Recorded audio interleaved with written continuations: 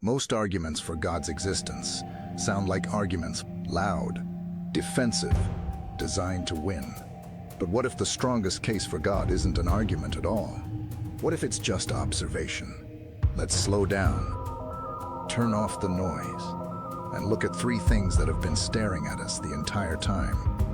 The fact that anything exists, the intricate design woven into everything, and the moral law written on every human heart. No shouting, no tricks, just careful thinking. Because sometimes the quietest evidence is the hardest to ignore. Here's a question most people never ask. Why is there something instead of nothing? Not what exists, not how it works, but why there's anything at all. Think about that for a second. You didn't have to exist. The universe didn't have to exist. There's no cosmic law that says reality must be here, and yet here we are. Nothing about existence is self-explanatory. You can trace causes backward: your parents, their parents, the formation of Earth, the birth of stars, the Big Bang. But every cause you find is itself contingent. And if you keep going back, you hit a wall. Either the chain of causes goes on forever, which doesn't actually explain why the chain exists in the first place, or something started it, something that doesn't depend on anything else, something that simply is. Philosophers call this the cosmological argument. It's not new. It's ancient, but it's never been answered. Thomas Aquinas put it this way in the 13th century. There must be a first cause, an uncaused cause, or else nothing would exist. Now, you can have an infinite regress of dependent things. At some point, something has to just be. Not because something made it, but because existence is part of its nature.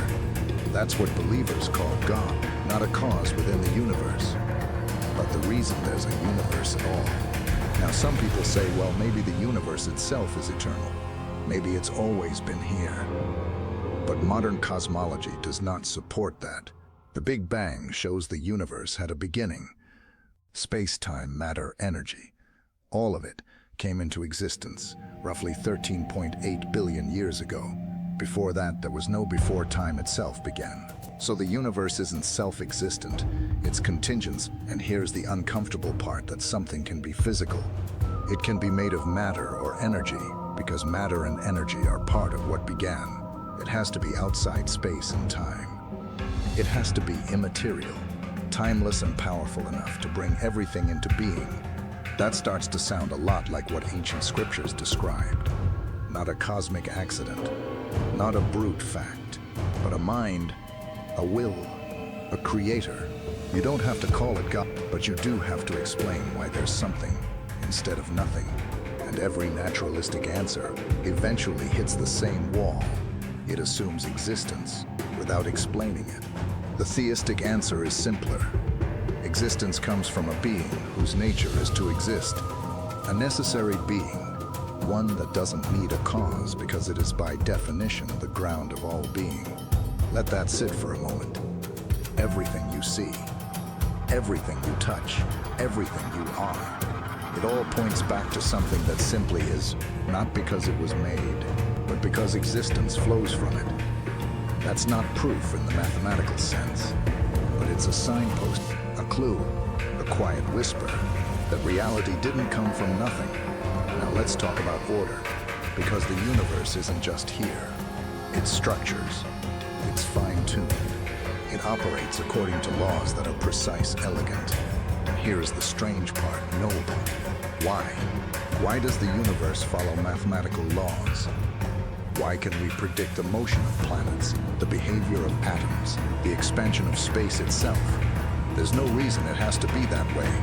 A universe could exist that's pure chaos. Random, unpredictable, but ours isn't. Ours is ordered, and not just ordered, it's ordered in a way that allows life to exist. This is called the fine-tuning argument, and it's not about complexity. It's about precision. Take the cosmological constant, the force driving the expansion of the universe. If it were even slightly stronger, galaxies would never form. Matter would fly apart too fast. If it were slightly weaker, the universe would collapse in on itself before stars could ignite. The margin of error, 1 part in 10, to the 120th power. That's not just small, that's incomprehensibly small. Or consider the strong nuclear force which holds atoms together. If it were 2% weaker, only hydrogen would exist. No carbon, no oxygen, no chemistry, no life. If it were 2% stronger, hydrogen wouldn't exist. Stars couldn't form again. No life. The ratio of the electromagnetic force to gravity. If it were off by 1 part in 10, to the 40th stars, like our sun, couldn't exist. Over and over, the constants of physics sit in an absurdly narrow range that permits life, and it's not just physics. Biology shows the same pattern. DNA is a language. It stores information. It has syntax, grammar, function. The instructions for building a human body are written in a code more complex than anything we've ever engineered. Where does information come from? In every case, we observe information comes from a mind. Software comes from programmers. Books come from authors.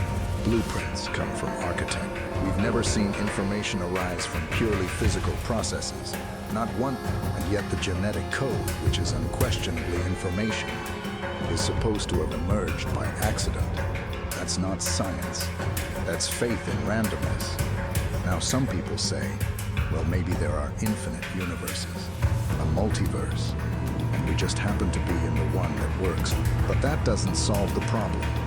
It just pushes it back. Why is there a multiverse?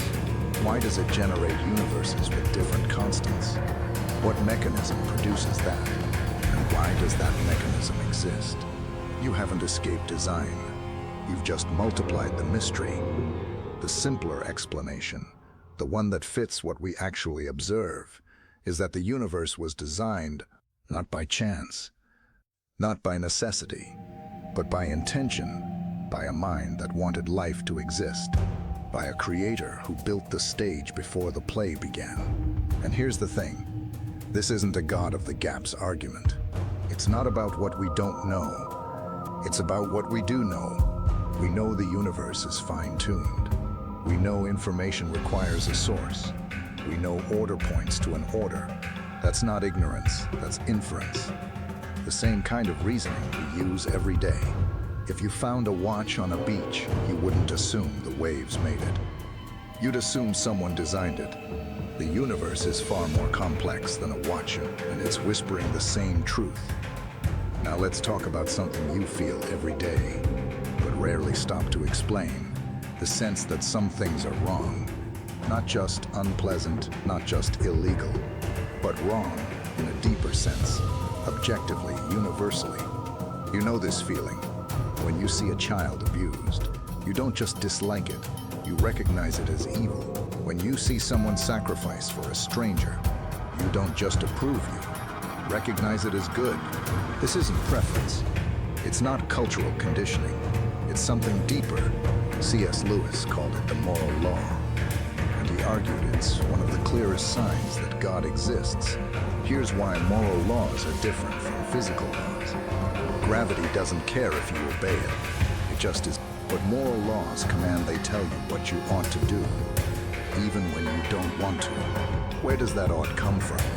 If we're just matter in motion, atoms obeying physics, then morality is an illusion. There's no should, there's only is. You can describe what people do, but you can say what they should do, unless there's a standard outside human opinion, and we all act like there is even. Even people who claim morality is subjective get angry when they're wronged. They appeal to fairness, to justice, to rights. But if morality is just personal preference, then justice is meaningless. It's just your opinion versus mine. Yet no one actually lives that way. We argue, we protest, we demand accountability, because deep down we know some things are really wrong, not just wrong for me. That universal sense of right and wrong points to a moral lawgiver. Not a law we invented, but a law we discovered. One that exists whether we acknowledge it or not. And it's not just about big things. You feel guilt when you lie, shame when you betray, admiration when someone shows courage. These aren't learned responses, they're built in. Anthropologists have studied cultures across the world, isolated tribes, ancient civilizations, modern nations, and they find the same core values everywhere. Courage, honesty, loyalty, compassion. The details vary, but the categories don't. Why? If morality evolved randomly, we expect wildly different systems. But we don't see that. We see a common thread. It's as if the same hand wrote the same law in every human heart. Now, some people say morality evolved because it helps us survive. Cooperation benefits the group. But that explains behavior, not obligation. Evolution can explain why we act cooperatively. It doesn't explain why we should. It doesn't explain why you feel guilty when no one's watching, why you sacrifice for strangers, why you risk your life for a principle. Survival does not demand that, but the moral law does. And here is the deeper question. If there is a moral law, and if that law is real and binding, then where does it come from? The only coherent answer is a moral being, a person, someone who is not just powerful, but good, someone whose nature defines what goodness is. That is what believers mean when they say God is the source of morality. Not that God arbitrarily decides what is right, but that goodness flows from who God is. Morality is grounded in the character of the Creator, and that explains something else: why we long for justice, even when we do not see it, why we ache when evil goes unpunished, why we hope for a world where wrongs are made right. That hope does not make sense in a godless universe. If this life is all there is, then justice is just a comforting lie. The wicked win, the innocent suffer, and it all ends in dust. But if there is a moral lawgiver, then justice is not optional. It is inevitable. Not because we enforce it, but because the one who wrote the law will ultimately uphold it. That is not wishful thinking. It is the logical conclusion of what we already know. That morality is real, binding, and universal. And real morality requires a real source. So here is where we are. The universe exists, and it did not have to. The universe is fine-tuned, and it did not have to be. We have a moral sense, and we did not have to be. We have a moral sense, and we did not have to be. We have a moral... 3 separate lines of evidence, 3 quiet arguments, and they all point in the same direction, not to a vague cosmic force, not to an impersonal principle, but to a mind, a will, a person, someone who chose to create, someone who designed with intention, someone who cares about right and wrong. That is what the word God is trying to name. Not a theory, not a hypothesis, but the best explanation for what we actually see. And here's the thing: you don't have to prove God like you prove a math equation. That's not how any of this works. You can prove your mother loves you with a syllogism, but you know she does. You infer it from 1,000 small signs. The same is true here. The existence of anything, the order of everything, the moral law within you. These aren't proofs in the strict sense, but they reach signs, clues, whispers. And when you put them together, they tell a story about a universe that didn't come from nothing, a cosmos that was crafted not random, a moral order that reflects a moral mind. You can ignore the signs, you can explain them away, but you can make them disappear. Because every time you ask why, every time you marvel at beauty, every time you feel the pull of conscience, you were brushing up against something beyond the material. Something that doesn't shout, but never stops speaking. Let's be honest, you can live your whole life without thinking about any of this. Plenty of people do. But here's what happens when you start paying attention. The world stops feeling random. You start seeing intention where you once saw accident, purpose where you once saw chaos, meaning where you once saw molecules. And that changes everything. Because if the universe is designed, then you are not an accident. You were part of the design. If there's a moral law, then your choices matter. They echo into eternity. If there is a creator, then you are not alone. You are known. You are seen. You are loved. That's not comforting in a shallow way. It's grounding in the deepest way. It means your life has weight. Your suffering isn't meaningless. Your joy isn't random. Your longing for justice, for beauty, for truth, it's not a cosmic joke. It's a signpost pointing home. And here's the quiet truth most people miss. Faith isn't a leap into the dark. It's a step toward the light you've been seeing all along. The light of existence, the light of order, the light of the good. You don't have to ignore your mind to believe in God. You just have to follow where the evidence leads. Not with certainty, not without questions, but with honesty. Because the case for God isn't loud, it's not flashy, it doesn't force itself on you, but it's there in every breath, every star, every choice. Quiet, patient, waiting for you to notice. So here's the question. Are you paying attention? Because the universe is speaking. It's been speaking the whole time. Not in thunder, not in miracle, but in the simple, undeniable fact that anything exists at all. That it's ordered, that it's beautiful, that it matters. And if you listen, really listen, you might just hear the voice behind it all. The one who said, "Let there be light." And there was